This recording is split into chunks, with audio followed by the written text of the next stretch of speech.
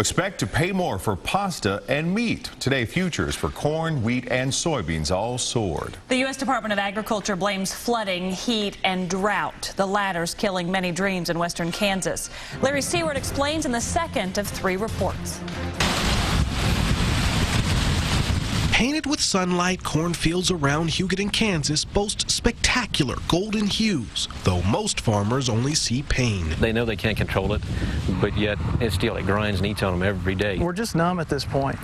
I mean, this is just a tiny example of a large area. This is causing people to say the unthinkable, something that hasn't happened here since the 1930s Dust Bowl, something Greg Gruelle can't believe. People making the comments about how they can see how people killed themselves back in the 30s. It's going to be hard to live out here another winter. You can see and hear part of the problem. Frequent windstorms like this one in April throw rocks and sand all over farms. Heat is worse. Months of it with little rain is killing crops. Even insects hungry for chlorophyll are settling for less. Gruelle is scrambling. I don't know if you can see how much sand is blowed into here. He's already lost 1 wheat crop. Another is in jeopardy. And his Milo field that should have 3-foot stalks every 6 inches is a sandy desert. We know there isn't going to be much. We're trying to salvage what little we can.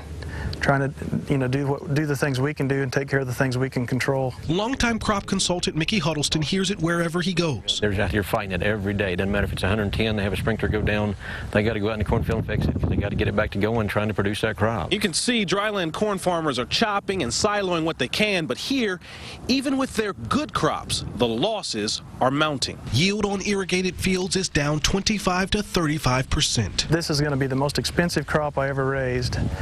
And it's going to be the poorest crop I ever raised. His father, Paul, is an optimist, though he's never seen drought this severe. You just have to tell them there's always tomorrow, there's always a better day. Paul tells everyone how much worse things would be without Conservation Reserve Program protection. Still, I just worry about what's going to happen to the next generation. He sees too many young farmers discouraged by what they see, by what they're losing. Here, drought is killing dreams.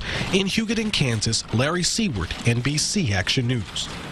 It's so hard to see the toll it's taking. Now, in Larry's final piece Sunday night, we'll see why the drought is draining coffers on dairy farms. To see Larry's stories and how the drought is affecting farmers in Kansas and nationwide, you can go to NBCActionNews.com and look under Kansas.